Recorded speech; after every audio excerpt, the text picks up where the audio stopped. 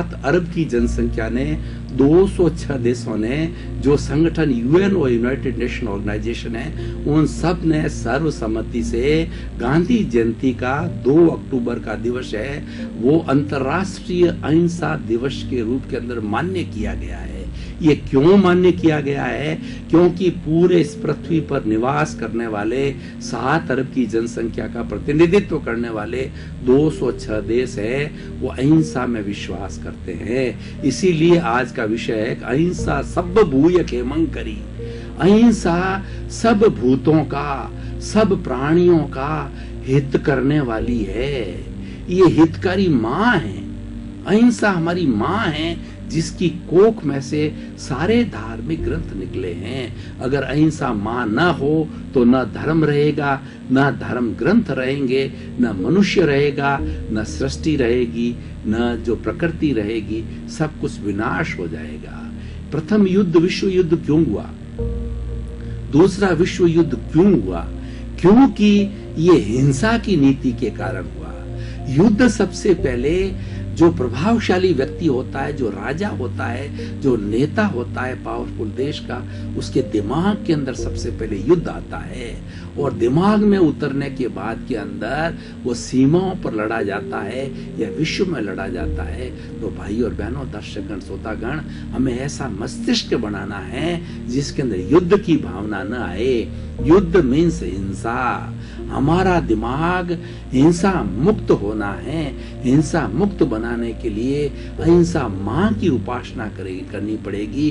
अहिंसा एक देवी है, अहिंसा एक दुर्गा है। जो इसकी शरण के अंदर चला जाता है उसको कोई कष्ट नहीं है। दुर्गा माँ एक ऐसी देवी है जो दुष्टों का संहार करती है और भक्त जनों को शरण देती है। इसलिए माँ की कृपा सभी को चाहिए और वह माँ हमारी अहिंसा है। अहिंसा का अर्थ है हिंसा नहीं करना मात्र नहीं है, उसका अगर सूक्ष्मतम रूप देखें तो जगत के अंदर जितने भी प्राणी हैं, प्राणी केवल मनुष्य 7 अरब की जनसंख्या नहीं, उसके अतिरिक्त भी इस सृष्टि के अंदर बहुत प्राणी है। सबका ख्याल रखना पड़ेगा। हम 7 अरब के लोग ही नहीं हैं, 84 लाख जीवा योनि के प्राणी जिसकी संख्या असंख्य है, अनंत है, वो सभी सृष्टि के अंदर जीवन यापन अपनी अपनी योनि में पैदा होकर कर रहे हैं। आज से नहीं, शाश्वत समय से कर रहे हैं। ये हमारी सृष्टि शाश्वत है, भविष्य में थी, वर्तमान में है और आने वाले भविष्य के अंदर रहेगी। मात्र हमारी ये जो आत्मा है, जैसे कि पुराना कपड़ा उतार लिया जाता है और फट जाता है, जब हम जो है वो नए कपड़े को धारण करते हैं, उसी तरीके से भगवान कृष्ण ने गीता के अंदर कहा गया कि जिस तरह से पुराना कपड़ा उतार करके मनुष्य फेंक देता है, उसी तरीके से ये आत्मा पुराने शरीर को छोड़ करके नया शरीर धारण कर लेती है। क्यों धारण करती है? उसका निर्धारित समय हो गया। आजकल रिजर्वेशन का युग है और रिटर्न टिकट व्यक्ति साथ लेके आता है। तो ठीक उसी तरीके से आत्मा का जो एक पर्टिकुलर शरीर के अंदर जितना समय रहना होता है, 50 साल, 60 साल, 70 साल, वो निश्चित समय होता है। उससे 1 सेकंड भी किसी प्राणी की आत्मा उस शरीर में नहीं रह सकती है। उसका अगला रिजर्वेशन हुआ होता है, उसमें जाना होता है। तो मैं बात कर रहा था अहिंसा की। अहिंसा एक ऐसा विषय है जिसके ऊपर घंटों घंटों पर बात की जा सकती है, क्योंकि सार्वभौम विषय है, ये यूनिवर्सल ट्रुथ है, ये सार्वभौम की परिभाषा के अंदर आता है और ये सबको प्रिय होती है। इसलिए अहिंसा सब भूय खेमं करी, हर प्राणी का हित करने वाली है। सृष्टि के अंदर ऐसा कोई प्राणी नहीं है जिसका जो है वो अहिंसा अहित करती है।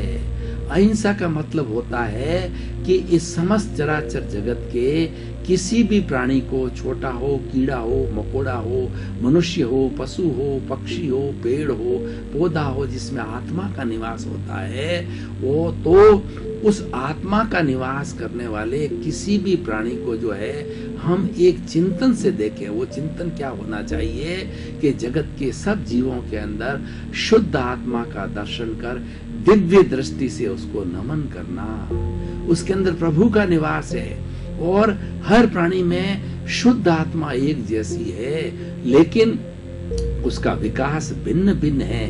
वो कर्मों से आबद्ध होने के कारण वो बद्ध आत्मा होती है और उसके कर्म जटिल है, कर्म भारी है तो एकेंद्रिय है, कर्म कम है तो हमारे जैसे मनुष्य पंचेंद्रिय बनते हैं। और बहुत हिंसात्मक जो है उसकी आत्मा है तो नरक गति में जाती है, शुद्ध आत्मा है वो देव गति के अंदर जाती है, और सामान्य आत्मा होती है पेड़ पौधे तिर्यंच पशु पक्षी के रूप के अंदर जो है तिर्यंच गति के अंदर जाती है।